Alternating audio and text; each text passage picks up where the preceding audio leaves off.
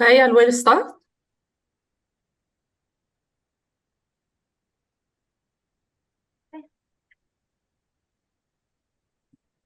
Good afternoon, everyone. Welcome to today's webinar on women entrepreneurs navigating challenge and building success. My name is Fatma Al-Isnawi, founder of Quality Lab. Quality Lab is a software testing startup that provides many services like online talks, recruitment, and specialized practical training for testing software industry. Also, I have experience in web development and business development. Also, I'm a mentor at WIN program. It's a program followed by USAID in Egypt, Impact, and We Fight, the program followed by the World Bank in Egypt. I will be your moderator for this session. Thank you for joining us. Firstly, this webinar is organized by the Islamic Chamber Training Academy and will be recorded. Also will be available for playback on ICTA platforms. We will have a Q&A session. At the end, we will address as many questions as possible. Let's know more about the Islamic Chamber Training Academy. ICTA is a specialized institute affiliated to the Islamic Chamber of Commerce and Development, ICCD. ICCD is an international non-governmental organization affiliated to the Organization of Islamic Cooperation, OIC, and represented the private sector of 67 member Islamic countries around the world. ICTA is established with the aim of developing human capabilities and advancing the private sector across the Islamic world. It offers specialized training courses in business management. Also, ICTA strives to empower the private sector by creating capable leaders who can manage various sectors and foster community development. Their training process consists of the family businesses, future business leaders, future leaders of chambers of commerce, and customized training. I am thrilled to introduce our speaker today, Dr. Dina Yaqut and Dr. Liga Fawzan. Dr. Dina Yaqut is a strategic business and management consultant and the visionary CEO and founder of Consulting. Dr. Liga, she is an entrepreneur who mentors and guides women to turn their practical skills into businesses that reflect their individuality, freedom, and financial dreams. She teaches business skills and encourages women to tap into their wisdom, resourcefulness, creativity, and emotional intelligence to success in their businesses. Thank you. Thank you. Now, let's dive into today's presentation. We will start with Dr. Liga. The floor is yours. Oh, good morning, everybody. I am calling in from Boston in the United States, and I was telling Fatma and Dr. Dina, it's very early here. It's 6 o'clock in the morning, so I'm not used to being in the public eye so early in the morning. I would like today to thank you first, everybody, for the beautiful invitation. This is a topic I love so much, to see women succeeding in business all over the world. But the topic of entrepreneurship, building a business in particular, I love so much because I could see in my experience how it gives women so much freedom, because women are, very creative, very smart. And when you give them the opportunity to build something beautiful, the whole world benefits. I want to give you some examples today, but if you don't mind, I want to share a presentation so it's easier to follow. Yes? The topic today is build your business so you enjoy your life. And I know this is not easy. I know that from the women I work with in the United States. I also know, as talking to Fatma and Dr. Dina before, that there's so many challenges that women experience in Egypt, in the Middle East, in Asia. Not only business challenges, but challenges of cultural and social, where we can't always be ourselves when we run a business. We want to be energetic and full of life and do what we want to do, but we also have to make sure that we fit in with the customs of the time. So why I say creativity and skill? Because I think that skill is important to get, and you can, I'll show you how. But creativity is your God-given gift. You use creativity to run your family, to help your children, to help friends. Always people come to listen to you. Tell me more. How should I do this? I want to show you how you can use this creativity for your business. So you don't separate business persona and friend or life persona. So, but let me introduce myself first. I am Ligia Buzan. I'm an entrepreneur. That's what I say because I love to generate possibilities, create. I have an idea. I want to see it come to life. And of course, we need the wealth to do that. We need the wealth to help our families, to help ourselves, to live a good life, and to give back, of course. So, as a business strategist, I work specifically with women. All my clients are at this moment in the United States and Europe. I have not worked with women in the Middle East or Asia at the moment, but who knows? So, what I help women to do is first trust themselves to get the skill that they need to grow. Women are so smart and so creative. I see this every day. And this is not to say that they are different than men and men are not creative, but because I focus on with women businesses, I need to focus on challenges specifically for women. So I want to give you an example. So you can see my screen? Yes? Can you see my screen? Okay. So women, I know they bring amazingly creative opportunities. They have the ability to think three ideas in the same time and to keep four tasks in mind. It is a quality we have. Now, that gives us some problems I'm going to talk about, but I want to mention first, look at the stats. $1.8 trillion to the economy of the United States annually. Look at the Middle East GDP, 57%, depending on the country. Look at the Asian countries. You have the Asian Development Bank that shows you that in some of the countries, you women contribute approximately 50% of the GDP. Yet, look at the US, where I have the majority of my clients. 88% of women generate less than 100,000, which is very little, as you know, when you're in business. And many of these women cannot pay themselves properly. They put all the money back into the business. And that is a problem for them because they will face funding uncertainty. If we don't know where the money is coming the next day, then it's going to be a problem for everybody. The husband will say, well, why are you doing this? The children will say, food is not on the table. The friends will say, why are we not going out tonight? People are going to feel like, what are you doing? What kind of idea are you chasing if you're at least not making the money? We may have some wonderful ideas for the world, and that is why I want to talk to you about the skills that you need in order to make the money so that you can prove your talents, your gifts, so that your business is solid. A lot of women avoid the topic of money at all. They don't like it. But money is not just being rich. Money is giving you faith and trust and energy and the ability to actually give back to other people who need it. So this is really important.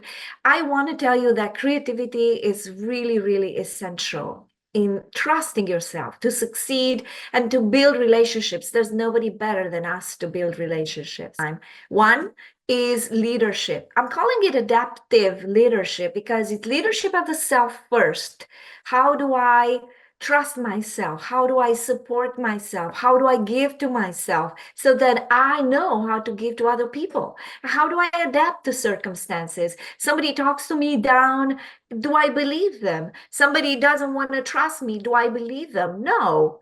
And then positioning and sales. These are business skills that are outside of ourselves, but it also requires an understanding of people. I want to give you an example. Positioning means what is unique about you?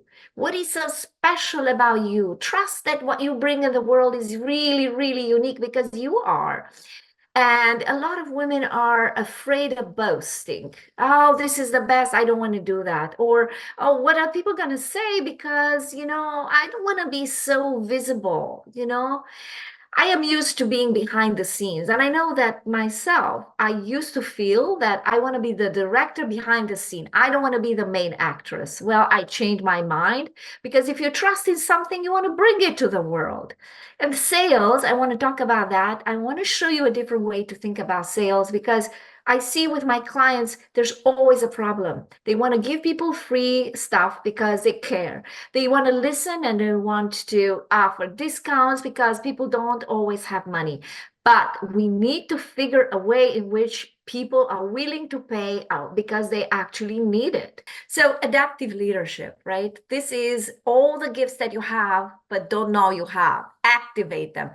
Honor your values. What do you care about? If you want a life being a little freer, to make decisions for yourself in a gentle way, but firm, right? This is important for you to know yourself, trust yourself and your instincts. Your instincts were very good, brought you where you are. You survived, you live well, people appreciate you. It's important to remind yourself that.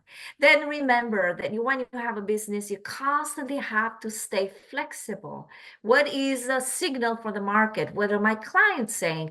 How can I adapt to that? How can I shift this? You're not changing your whole business. You're just listening and adapting all the time to new information that's coming. And it's important for you to allow that time for yourself. Is this going according to how I thought? Why not? So for that, it's also good to have somebody to advise you and listen to you often because it's hard to do all of it yourself. Now, two important things that I can see with all my clients, no doubt, it doesn't matter who they are, a CEO of the company or a person who's just launching a new company. Ask for help. Nobody's asking for help ever. Why? Why do women want to do everything alone? I don't know, but it's important to ask for help. Men have no problem to ask for help when they need it. So just reach out to somebody and say, can you please help me with this? Or can you show me how to do this? It's great when you do that. I see amazing changes for the better. The other thing that is essential is to say no. A friend says, oh, can you help me with this?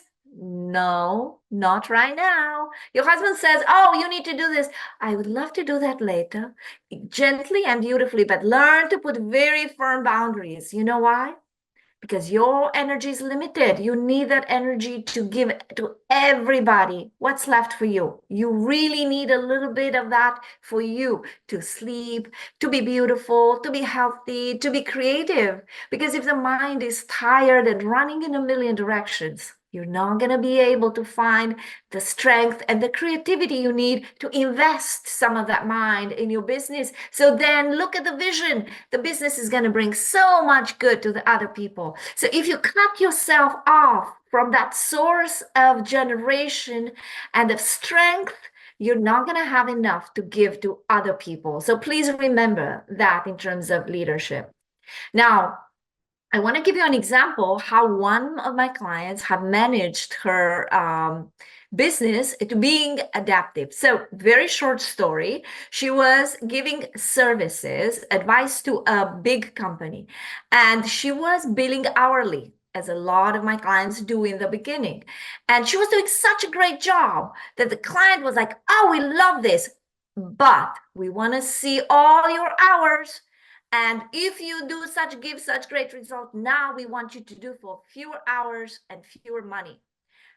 Well, how can she do that? Now, if she were an employee, she would have said, well, I'll keep the boss happy, work some extra time.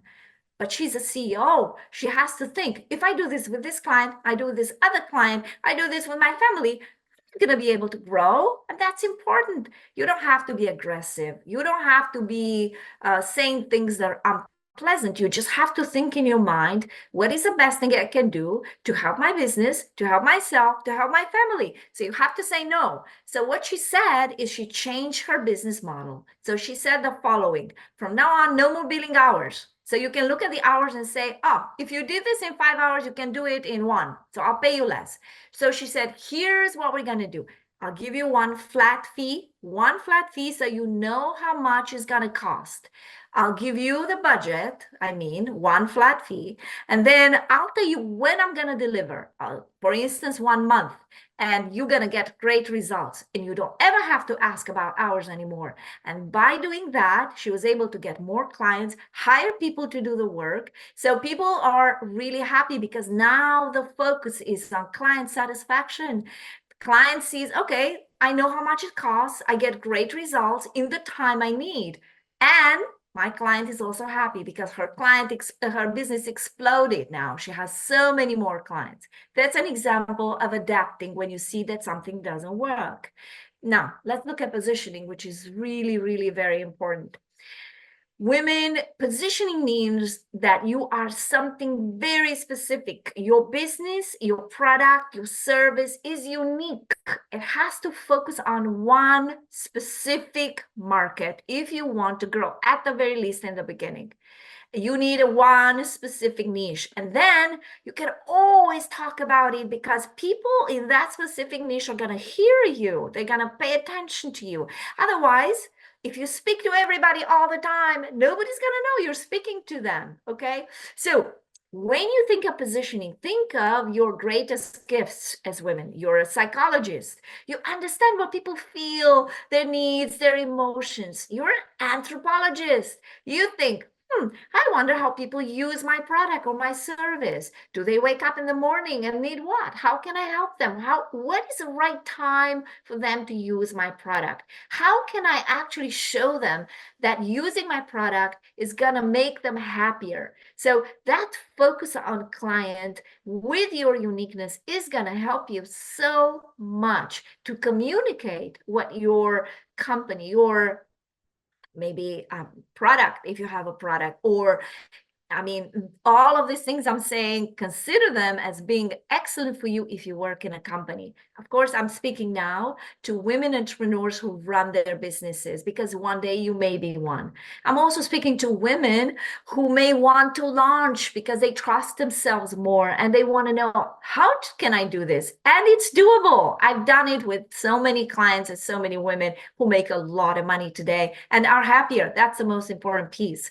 Money just allows you to have more ease and freedom and do more of what you want. It's not in itself a great success if you're getting stressed out all the time. Okay, think of sales as you owning that wisdom to help a client know and realize what they truly want.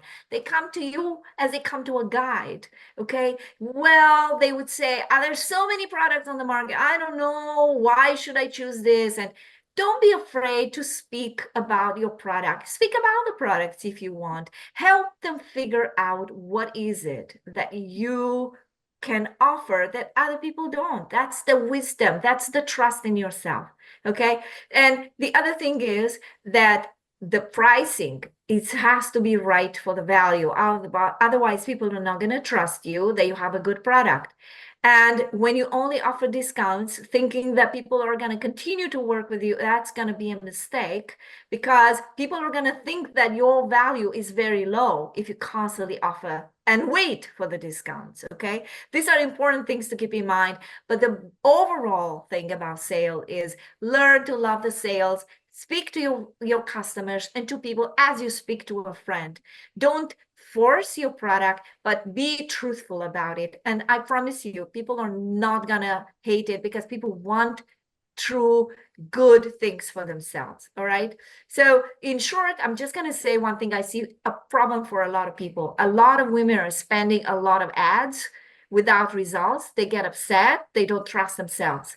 And the reason they're spending a lot on ads is because they do not formulate clarity about their positioning. They don't know what's unique. They don't know who the company clients are. As a result, they throw it out there, okay? Because they don't understand that, they don't get good results and they get upset. And then they don't know how to capture more leads and to nurture them through smaller offers initially. And even if they get them, they're afraid of closing the deal, you know? So all of these things can be done with skills, but it all starts with you understanding your positioning, your clients, and trusting yourself to sell them. Okay. So final tips. Okay. What I said before is that your wisdom, your creativity, and your storytelling are going to help you through everything. Okay. You really need to trust that inner self first, and your creativity and your inner leadership. That's going to be the core of what's going to help you learn the skills that you need. It's not the other way around. There's somebody, you're going to go to school for it. Somebody's going to say, here is how you do marketing. No, it's not going to happen like that, because it's not the same for everybody. It's very unique to you. And the other thing I want to remind you is that when you position things correctly, as I mentioned to you before, there is an energetic alignment between your product and people who want to buy it. They're just going to feel magnetic attraction. I need to have this. And they're not going to think too much about how much it costs, because you have created that in initial work. You know, you understood them. And when you understand them, it's easy to sell them. Okay. Last, I want to tell you one thing about, I'm offering a program at the end of September, helping women with a map for success. I put together all the insights over the years to help women go through difficult moments so they know how to do their positioning sales, so they have a revenue in their business, so they have the confidence to grow their business. Okay, now, culturally, it's different in the United States, in the Middle East, in Asia, but all the women have the same need to tap into their uniqueness, to learn to sell, and to learn to actually hire people that can help them once they have the money. But the first thing is get the money in by doing the right positioning and sales, so you have enough resources to hire other people, so you don't have to exhaust yourself. Okay, you're going to see on LinkedIn, this is what the program looks. And here is my name, Ligia Buzan, on LinkedIn, my LinkedIn/my name. And my email is ligiabusinesscoach@gmail. And with that, I want to thank you so much. I'm afraid I took a little more time than I hope, but perhaps it's okay. Thank you so much. I really, really, really appreciate your invitation. Thank you so much for your insightful presentation. Thank you. I agree with you. First, trust yourself, go to step by step, and don't fear to speak about your products. Thank you, Lik. Thank you. Thank you. Okay. Let's move and welcome to Dr. Dina. The floor is yours, Dr. Dina. Okay, good morning and very good early morning to Dr. Ligia. And thanks for being able to make it at that time. And thanks for the invitation, Fatma and the Islamic Chamber Training Academy. Thanks a lot. Well, I've been working with women for some good time now, starting like 2016, but I've started the consultancy and the work in the business planning and strategies long way ago. I've started working with women through the Chambers of Commerce since 2016, and I've been appointed as the first president of the Business Women Committee in the Federation of the Chambers of Commerce in Egypt. And it is at that time that we started putting hands on the problems women might be facing in the business, being entrepreneurs or having existing businesses as well. They are very much alike due to the cultural norms. So I'm going to start with the first thing that's always being a pain for the women in their businesses, which is the access to funding. The access to funding is a very big barrier for women to start, initiate, and sustain their businesses, especially in the tight economic circumstances. I've dealt with women with booming success models in their businesses, and then they got hit during the COVID-19. And then when the Russian-Ukrainian war, where there's been tight economic condition on the purchasing power of the people and the economic conditions of the countries as well. So helping women in the tight times is always a good support for them. And it comes as a norm that women always support women, women always employ women, and women love working with women as well. Through the Women Entrepreneurs Network, Fatma spoke about that earlier. I'm a co-founder of the organization, and we had the pleasure, me myself being a trainee, to obtain a mentorship program through this valuable program where unified content in order to address women needs through the different phases of their businesses were offered in order to be able to deliver the good advocacy and the good advice for them. So access and funding was one of the major problems that we faced. And through that, even we had angel investment networks now in Egypt working on venturing with the ladies with different models. There's no one unified model. We educate women how to access grants, and because we have, and I believe that it goes in many different other countries, the gender bias. There is always some sort of doubt and questioning on the capability of women to manage financial resources, which comes as a priority. We're not going to talk about the human resources, it's going to come in a later stage, but I'm talking about the financial resource. There is always some doubt, some questioning. They are not unsure whether the woman will be able to deploy in a wise way and in a professional way her financial resources regarding the business. So this is really, I believe, one of the things that creates the bias, whether the women can have access equal to men. But what happens is around the world, men have better access to finance through loans and microloans than women. This is going to lead us to the next point, which is the networking. Networking comes as one of the solutions that we've been talking about right now, because when women sit together and when they start exchanging the knowledge and the experience in the diverse fields every woman is operating in or working in, solutions starts to show up. Through the mentoring sessions that we do via different platforms and via different societies and networks, women really were able to benefit from the accumulative knowledge of women who've been in the business for some time. I've been in the business since 1997. So, and in different fields, in pharmaceuticals, in agriculture, in telecommunications, in training and coaching, in the facilitation of educational content and curricula. So, and there are lots of very well educated peers in the fields. That gives the women a kind of being lucky in receiving the good advice from experienced people. And we do have a great pool actually in Egypt of women who really know how to guide other women to excel in their businesses. We are lucky with this. And with the rise of the incubators and accelerators, and now aggregators are being introduced through faculties and through platforms of business women as well, women were able to get systematic educational content along with the implementation of their business models in order to ensure consistent results that match the path they want to go through. Definitely the personal branding, the online presence, the digital knowledge come as one of the great barriers women faced. But one of the bright sides of COVID-19 that women found themselves obliged to find a digital presence platforms for them, either creating their own websites or activating the social media platforms according to the target audience, to the age, to the gender, whatever is the parameter the women are using.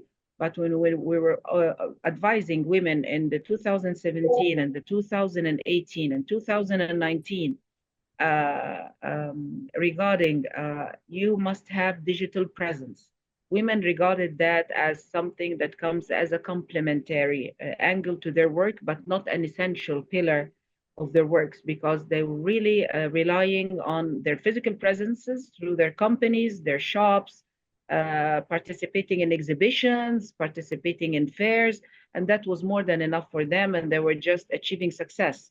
But when the COVID showed how things are like, and when we were just banned from going outside and dealing with people, there were the digital channels started imposing themselves and becoming a vital component of the businesswomen work. In that matter, the social media and the personal branding and other fields of digital skills, which was previously regarded as something that it's going to help us, but it's not essential. Now it is essential, and it's been reflected even in Egypt with the women who got induced into the financial inclusion and digital payment platforms and so on. And they started developing in a very skillful way the way it is done. And I believe that that trend was an international trend. It was not only for Egypt or the Middle East, because the COVID was something that hit all the world. It was not only to a specific area.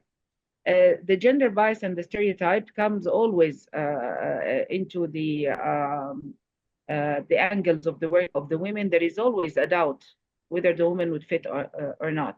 Some of it is a bias, and some of it actually is having some background, solid background, which is the work-life balance.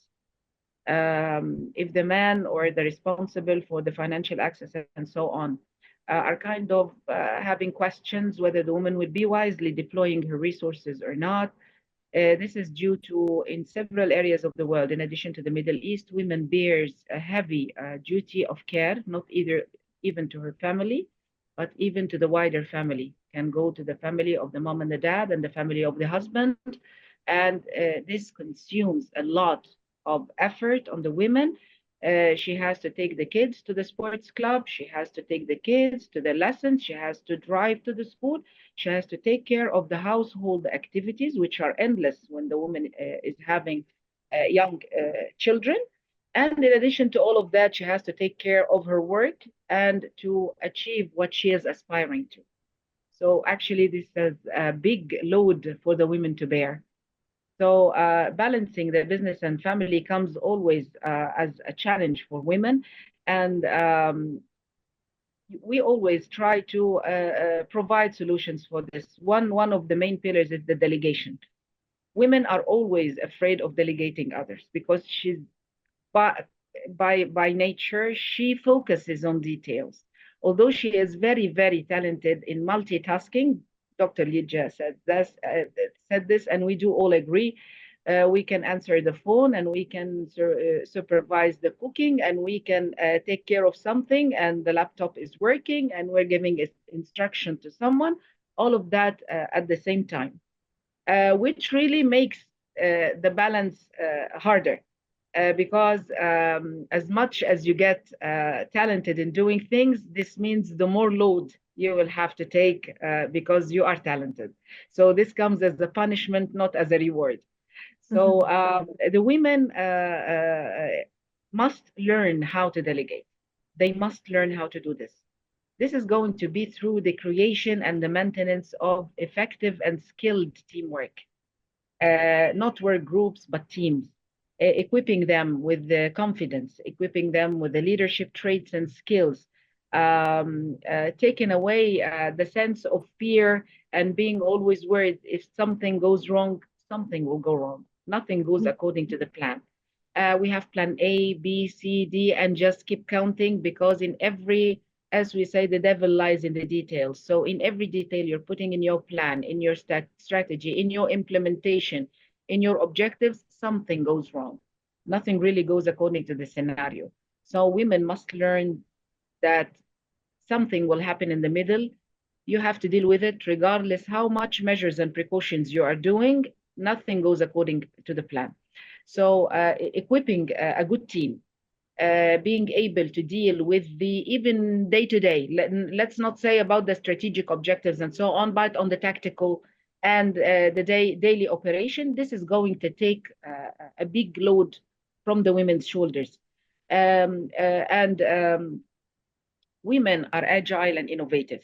And women, when they recruit or employ men and women, they always tend to continue working with women because they feel alike. They know that the common challenges, they're coming from the common ground. So and this is the good point of it, that when you're empowering one woman, it's not only one woman you are empowering a group of women coming behind. So it's very good. And women by default and by statistics put back in societies, because women by default would like to have a safe environment for the kids, for the family, and so on. So there is always a payback. So investing in women, investing in relieving the challenges women are facing, actually has a lot of impact and a lot of results when it comes to the success of the society as a whole, not only for the family. So if we talk about training the teams for leadership, learning to delegation, we can also recruit people who can take off the load when it comes to a specific area where women are not efficient. And there is always a point of weakness when women comes to deal with numbers. And I don't know what is the problem with that, but women see that always as a weak point. I find very, very skillful ladies who work with numbers and budgets and the financial sheets and everything, but it doesn't go this way for all women. So encouraging women to have the financial literacy as well comes as a pillar to ensure to make and to empower women and overcome the internal. Because Dr. Lydia, what I loved about her presentation is that she focused on the inner uh, um, insights of women, what they do lack, what they should be working on, what should they be expecting as results when they work on the pitfalls and the dark spots that they're having.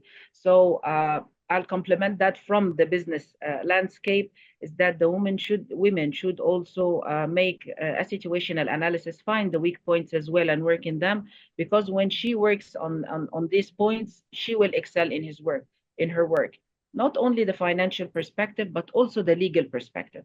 Women need legal literacy when it comes on how they make contracts, how to take care of the details of the contracts, how they are setting their companies, what type of companies they are establishing. Is it a sole proprietorship?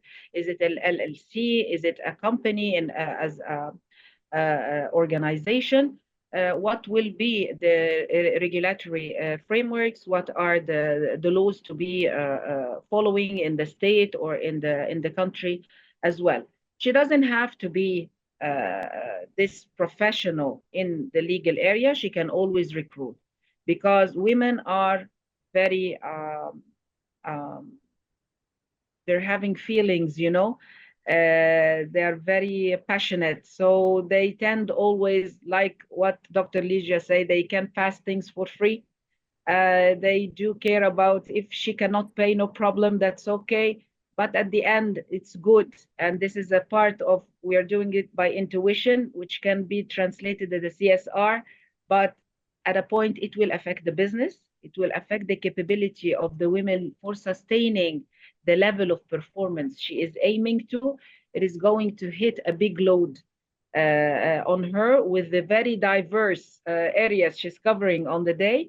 So one of the very nice sentences is learning to say no at a time. Mm-hmm. She doesn't have to say a no for being evil, but no to be able to continue and sustain.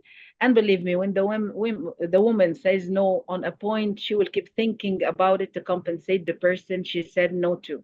She's not going to leave him. She's not going to dump him. She's not going to neglect him. But at that time, she's having her basket full. She cannot take anything for more.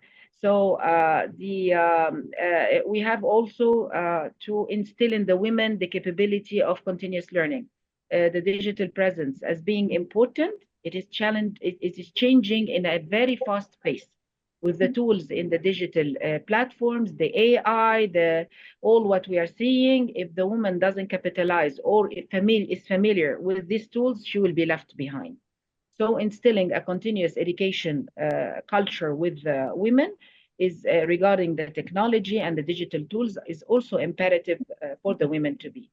I'm not going to take much than this in the speech, but this mainly through the work are the main points that I faced with women. And sometimes we work with women on changing the business model and the industry. because they might go to pursue the industry and the business field because they see everybody doing it and everybody is succeeding in it. But she can excel in another business field that nobody really went to. So we did that. We really advised women on leaving what they are doing and going to pursue what they are good at, because she should not go along with the herd. She has to find to herself a distinguished place. Again, just like what Dr. Lydia said, the positioning. See what I'm good at, shed the spotlight and the light on it. And this will be the point of excellence at how to make my perceptual map regarding my target audience and customers as well. I hope I didn't talk for much, but I just tried to wrap all the past and accumulated experience that I had dealing with the ladies. With my sincere wishes, definitely for them to succeed. Yes, yes. Thank you. Beautiful, Thank you so much, bravo. Dr. Dina. Thank you. Thank you. Thank you. As you've said, delegation is very important. Networking and the digital presence is very, very important for every entrepreneurs, not women's only. Okay. Thank you so much, Dr. Dina, Dr. Liga, for the insightful presentation and the contribution. Let's get started with the questions. I will start with Dr. Liga. My first question is, how can women effectively secure funding and resources for their business? The question is for me? Yes. Or for Dr. Dina? How can they secure financial For you. support? Well, I will speak to a specific market now that I know, which could be the market in the US, right? The women that I work with, they put their own investments in their businesses, and it's not a lot in the beginning. The work that we do together is how to grow that investment through very strategic decisions. Is this a good market? Is this a good product? When they get to a later in time, they need to build their company to expand, then they can take a loan and they can have a conversation with a bank, or they can have angel investors. The part that I do is I want to get women from the smallest investment that they want to put in their businesses, which are product, services, businesses, to actually have 7 to 8 figure businesses without an outside investment. That is the focus of the work. So I know that women in manufacturing or women in retail would need investments, but the women that I work with, helping them launch and grow their own businesses, they don't need that investment. They can make the money through their own work. Yeah, great. And as we learned that the best investor for you is your users. That's right. That is right. And if you understand your market, if you have a very good strategy and you keep testing that strategy and you work with other people to improve it, this is my limited experience, but you can actually make a lot of money from where you are. You don't need to put in, and the idea is build that community for your products, right? Ask them what they need and give it to them. Sometimes offering services, it just requires you to expand the way you do your business in different ways that you've done it before. You don't have to get an investment. And in fact, what I'm trying to work with women is to not take the money from the outside, which will put a lot of pressure on them if they can actually avoid it. Thank you, Dr. Lee. Let's move to Dr. Dina. My second question is professional and personal life. I didn't hear the first part of the question. Can you say it again? Please unmute, Dr. Dina. I did, but the part of the question you said at the beginning was not clear. I couldn't hear you. So can you say it again? Yeah. What strategies can be employed to balance professional and personal life? It's the balance that we've been talking about just a few minutes ago. I'm going to say it again. It is very important to map what exact tasks she can do and what Yeah. tasks she can delegate. So, for a clear mind for a woman will help her to perform better. Because women tend to have, running tasks in the background. So it takes from their concentration. So if they're in the work, they're in the background, they're following up where the orders that they did were delivered properly or not. Did we have enough orders for today? They don't put anything on the paper. And she's just concentrating as well in what lies after work, what other responsibilities we have to take care of. So these are the things that really put the pressure on the woman. But in regards of the implementation and the work, no, she can do it. She can do it, and she can do it in a very great way. But Yeah. it's again the work, it's the tasks and the cultural norms that are really putting the pressure on the woman. I don't know really. I would like to hear Dr. Lydia perspective on that. But with the women and the ladies that I spoke to from the Middle East and from East Europe, they do share the same burden. I'm not going to say burden, responsibilities in regards of taking care of the households, of the care of the somebody is sick. The woman is the one who has to not go to the work that day to take care of them. We do this definitely with good heart, Yeah. because uh, you cannot really go to work knowing someone is suffering around. But again, it really it slows down the pace of your work. This is what really happens. So when I spoke about the delegation is a very, very focal key in regards of making the business success. It's going to be difficult, and the ladies should map really their personality types to see if they're capable of doing this or not. But it comes again with training. By delegation, even the small, non-important and non-urgent tasks, and see how the team is behaving, how they're acting, what is the outcome, starting to make the corrective action if something's come out of the track, and then delegating for better and more important topics. But I would really would like Dr. Lydia to tell me how is the contribution between men and women in regards of the responsibilities of their shared life. Thank you, Dina, for asking. It's really hard for me to say that because I started to focus working on women, and I'll pay attention to those details. I think you're absolutely right that women have to structure their business in such a way as they don't need to be there present all the time. That means that they're just giving themselves a job, like hiring themselves in a job. The purpose of a business is that they are having their time freed. So what I advise women to do is to actually work in their business, making sure that things are done properly, that people know their work, but also on their business, taking the time aside from the business to ask themselves what's needed. What do I need to do to help the company grow? And often it means to actually not get involved in every detail, right? And when you're involved in every detail, you lose the perspective of the big picture. In leadership, we call this being on the dance floor, where you're in your business dealing with details, and on the balcony taking a break, taking a look, what is it missing, what am I not seeing, constantly going in between working in your business and working on your business. I think you're absolutely right that women have an issue to let go.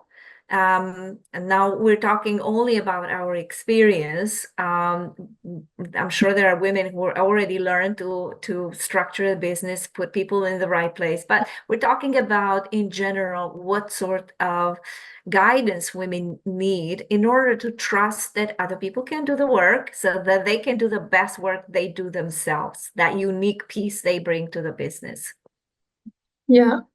Also, as an entrepreneur, each day before sleeping, I have to check my to-do list for the next day. So to make easy what I will start and my priorities which one I will deal with. So thank you, Dr. Dina and Dr. At Leisure. one point, I would like Yeah, to add, it's when we are talking about please. the work-life balance, a very important factor is always missed, the woman herself. We're always Yeah, talking about how the work should succeed and how the family responsibilities should be done in a perfect way. And right in the middle, the woman position is totally forgotten at the time that the woman is the engine of yeah, all the surrounding that she's doing for. And if she's not internally and spiritually and mind in her mind, she is taking very good care of herself, she will not be able to continue what she are doing in a consistent and a successful way. sure, So sure, we're sure. always, when we're tackling that subject and we're talking about the work-life balance, we forget all the time to talk about the balance of the woman herself. Yes, sure. That's right. That's Yeah, right. Very important. to take care about her health. Yes, That's right. her That's health, right. her mental health, Yeah, her spiritual state, That's pampering right. herself, going on a ladies' night, maybe spending even some time alone, going to take care of herself, of her health, of doing anything to change the wheel that keeps repeating itself every day. She needs just to break the circle, get yeah, out, refresh, so she should be able to recreate and come back again. yeah, That's that's right. right. Beautiful image. Yeah. Okay. Okay. My next question is for Dr. Leisure. What are some successful case studies of women entrepreneurs who have built and scaled their business? So tell me again the question. What are the cases? What are, some successful case studies of women entrepreneurs who have built and scaled their business? Oh, there are so many, really. In other Yes. words, we want to tell women, yes, it is possible. One of the example is this specific client that I mentioned that is succeeding in financial services. Dr. Dina had mentioned before that women have problems with financial literacy. At the very least, you need to know enough to know who you need to hire and to know you need help, right? And you need to know something. But this is an example of a woman who started from zero. She didn't know anything about business. So she was able to get the skills that she needed in order to grow her business. And in order to be able to get those skills, you need to trust yourself. You can do it. I have a lot Yeah. of my clients example. And it's I think quite important, as you say, Fatma, to have these cases out there so women know what is possible. So perhaps it's a good idea to put them together. I have them in my own experience. I'm sure that Dr. Dina has them in her own experience. It would be nice maybe to put together a collection of such stories and connect women to these women that were successful, so they know what's possible. Yeah. Also, we have many successful cases in Egypt. I would like to have another webinar to share. That'd be Yeah. great. Okay. My next question is for Dr. Dina. We talked about personal branding and networking. So, what are the effective ways to build successful personal branding and network in business community? Dr. Dina. Okay, the personal branding. Uh, when I explain the strategy and the business planning for women, when we come to the situational analysis, I always say this can be implemented on the personal level and not only on the business scale. So when you Yeah, get to know situational analysis, like for example, swotting yourself, making a gap analysis, finding the opportunities and the threats, finding the points of weaknesses and the threats, making a gap analysis between what objective you're trying to achieve and where are you right now, as we say, as is and to be. This can be implemented on the personal level because making this map will help you assess what you are really good at so you can really work on that, highlighting it, polishing it, making it really shiny. and what are really the weak points that you're having in regards of your business, your capabilities, your skill, and even your personality, your own personality. And you can do the same for. You can really work on them, finding mechanisms on how to deal with them, maybe just to put them a little bit in the shadow until you work properly on them. And it is by this way that you can create a brand, making your competitive edge will be your unique selling proposition point. Like what Dr. Lydia say in her very nice presentation, very good one actually, is focus on one area, maybe an area or two. But if nobody is going to market herself or himself as being the expert in everything, this always is not going to lead you anyway far from you are right now. So you need to find what are the points of excellence in your performance, in your expertise, in your work, and even that could be soft skills. If you're having problem solving skills, you can talk well to people. If when you do these, you are going to have a very good list of what you are capable of doing, and from that point you can start doing the personal branding. And the brand always is a brand promise. So if you are not sure of what you are selling to the people because you're lacking it, never expect that you'll be delivering it in the proper way. So this is the focal point of the personal branding, discovering what you're, and then pass the message to the audience. The channels of the personal branding can be offline, online, through the platforms and so on. But again, the essential point is the solid foundation from which you are standing to deliver what you promised to the audience who will believe you, who did believe you, and really would want to benefit from your services. And a point to take care of in regards of personal branding, it should be done with very good care, because if you cannot really deliver the brand promise, you killed yourself with your own hands. So when you work in the personal branding, should be very cautious. And if you cannot do it yourself, you can always ask for help from people you do trust, from mentors, from people working in these fields to help you sort out what you are good, because sometimes what you see is good is not really the one that is required. And sometimes Yes. you have a hidden skill that is really the one in the need for the market. So if you cannot really put the hand on your unique selling proposition to the audience, always a good care from a good mentor, from good someone you can rely on, would help you really to put the foundation of the personal branding, was very critical. This is the reputation that will live. Yes, yes, that's right. Show the world who you are and focus on one area. That's, I think, I remember that is a Yes, investor advice for me. Focus and focus and focus. exactly. Exactly. Yes. Yeah. Okay, moving to Dr. Lija. This is the last question for her. What impact do social and cultural factors have on the success of women-owned business? You want to tell me a little more about this question? What do you mean? Are you talking about various countries? You're talking about the way people feel or think about their business? This is what you'd like to know? Yes. Also, women's success, how impact on social and culture? Well, this is a very big question, Fatma. What I can tell you is that success is appreciated everywhere, anywhere in the world. And we're always looking up to women that are successful, to men who are successful, right? Success is really amazing. Everybody wants to be like a person who succeeds. Now, I think that women in America, at least that's what I can tell you, that I work with them and I see this every day.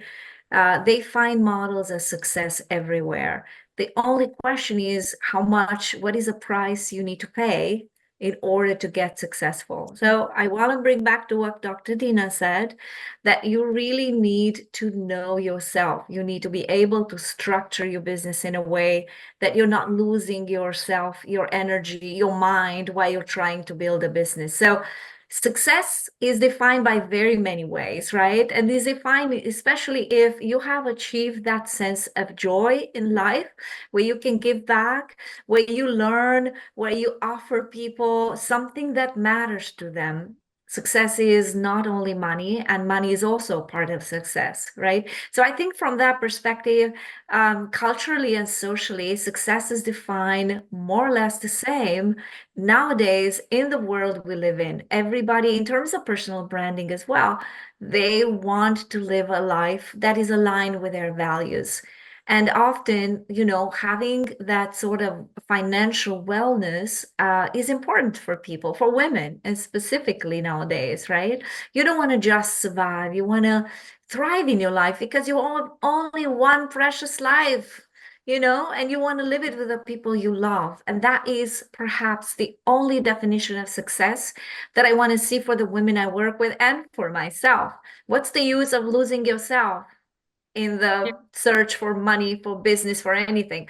I think business for me and entrepreneurship is a path to freedom and to spiritual development. You learn so much about yourself, and you Yeah. learn why. I have lots of women who tell me, I don't know why I'm so resistant to making money. Okay, that is the first place where we start. What is the resistance? Do you think that when you have money, you will be feeling this way, or you think that you don't deserve it, or you think that people will treat you in a certain way? So they don't always know. So let's look at all the aspects of how our life, society, friends affect us, and just trust that we want to live a life that is, aligned with values. For that, you need to know those values first. Yeah, that's right. Yeah. Life is very short, and so you have what you will pay for each path you will choose. That's I think that you summed it up very well, Fatma. Life is precious. Yes, it's precious. You have to live it well. Yeah. Yes. Thank you. My last question is for Dr. Dina. What are the emerging trends and opportunities for women entrepreneurs in the current market? Again, please, the question. The what? Yeah. What are the trends and opportunities for women entrepreneurs in current market? Okay. It is lately that there is more focus and light shed on the international opportunities for the grants, for the competitions, for the joint ventures that was not really exposed to the women entrepreneurs landscape. So it was just like a hidden part where women were always going after securing their financial resources through loans and microloans. And when it comes to loans, women are very worried. And this goes around the world. It's not only to the Middle East or to a certain area in itself, but Yeah. women are very worried in securing the loans. So when she gets a loan, she lives totally on the margin of how to secure the loan, even the time of the payment is not due. Yes. And this imposes huge pressure on the women on their lives, because men are very easy on getting the loans and spending them, but women know that there are children responsible if something goes wrong to her and she went under legal liability or legal responsibility. She knows that there will be a great danger and a great risk for their house. So now having the openness and the knowledge for the international grants, there Yeah. are various grants that are offered for women entrepreneurs now. Even the banks and the financial institutions are offering financial and non-financial services for women. There are the competitions, Cartier Women Yeah. Initiative, the Tory Burch Foundation, Visa. They're offering grants.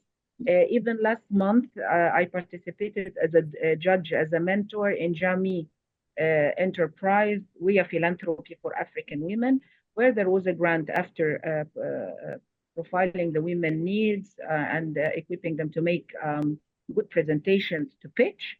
there was this beautiful woman who won $10,000 as a first prize for her project. So putting the women into knowledge how to pitch, and putting the women in knowledge what are the grants that are suitable for them according to their businesses, because the grants are of various and very wide scope when it comes to securing women businesses. So she should be focusing on the women-led businesses and in which sector and what are the requirements. Will she be able to fulfill the requirements, successfully enroll? What will be the factors that will enable her to succeed, and so on.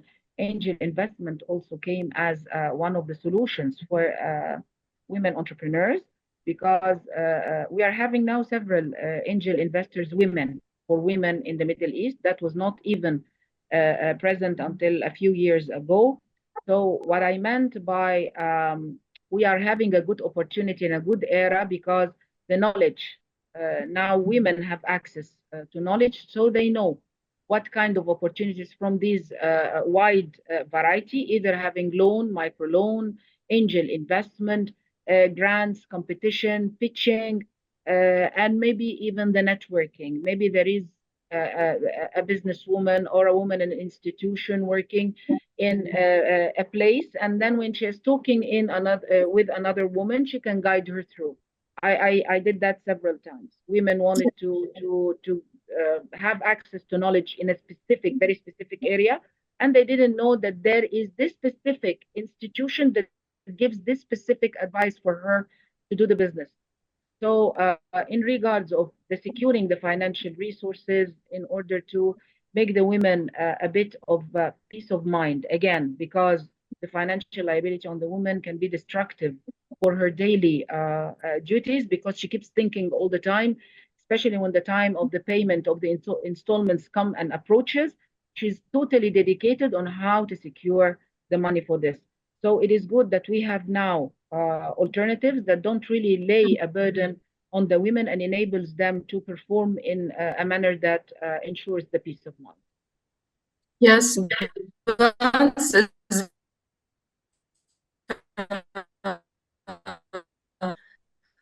for Fatma, another webinar. we're losing you. Sorry, say that again. Yes, the voice was interrupting. You can hear me now? Now, Yes. yeah. Okay. I said that grants is very important topic. I wish we can discuss more details about this topic, inshallah. Yes, sure, anytime. Yes. Sure. Okay. That's beautiful. Thank you. Yeah. Thank you so much for this invitation. And Fatma, beautiful organization. And Dr. Dina, I love to hear all these amazing things that are happening in Egypt, in the Middle East. You're a force of nature. It's a pleasure to meet you.